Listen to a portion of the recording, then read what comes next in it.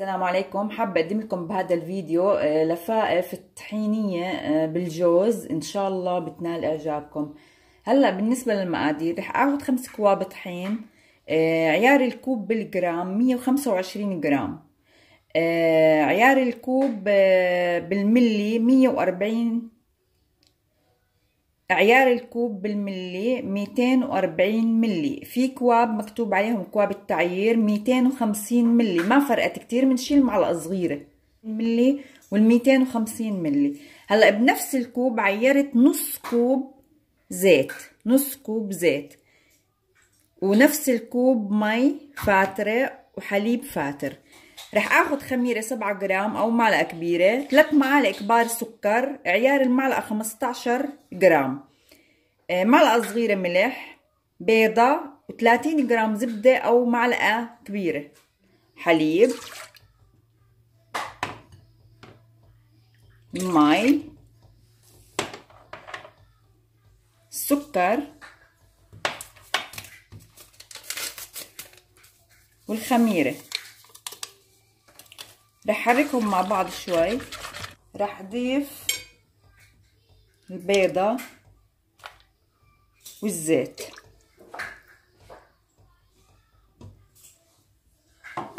وارجع احرك شوي صغيرة.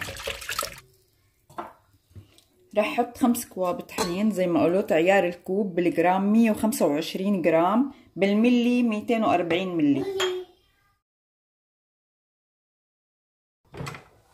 رح ارجع اضيف كمان كوب، فبصيروا عندي 6 كواب طحين.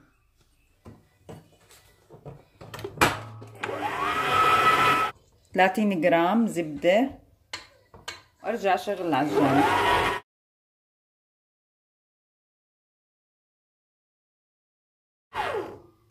هلا هيك صارت تمام. رح اشيلها من العجانة، بدي اياها ان العجينة تكون طرية، بس رح اخذ رشة طحين بس اول اشيلها من العجانة.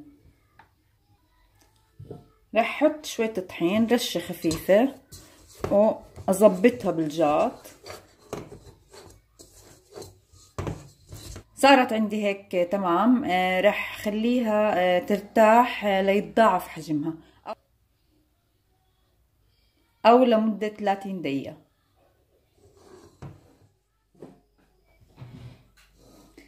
بعد ما ارتاحت عندي العجينة، شايفين ما شاء الله، رح شيلها من الجاط.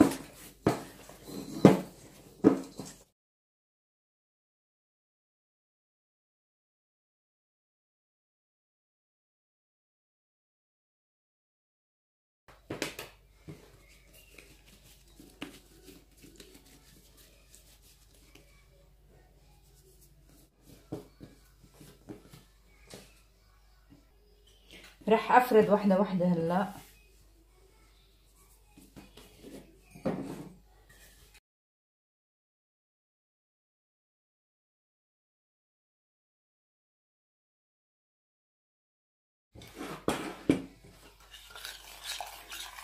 رح احرك شوي لانه جمدوا شوي.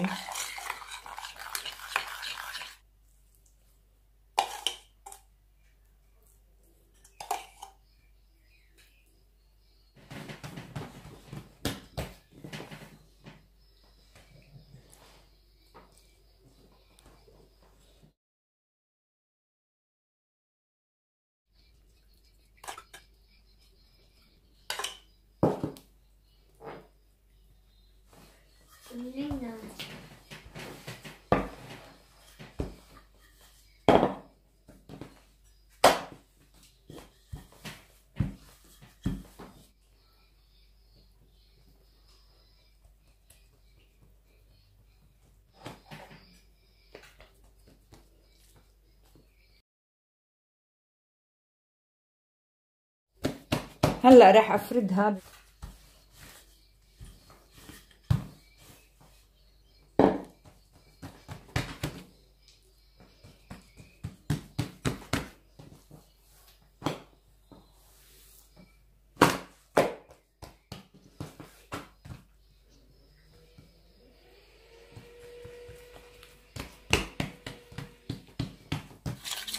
هلا راح اضيف بقيه الطحينه والزبده.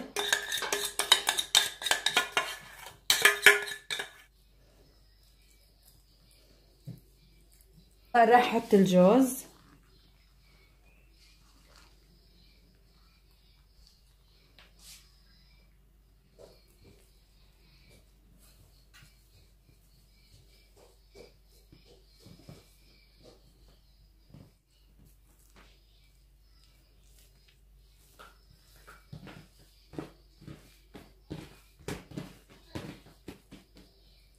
هلا رح اقسمها.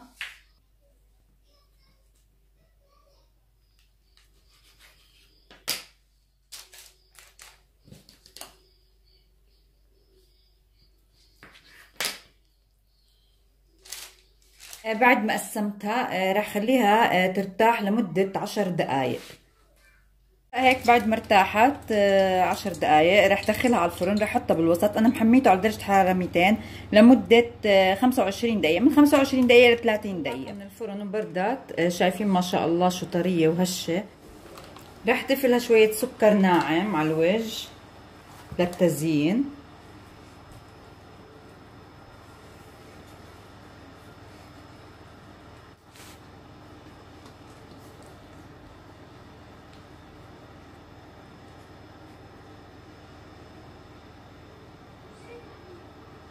ما شاء الله بتجنن روعة. ان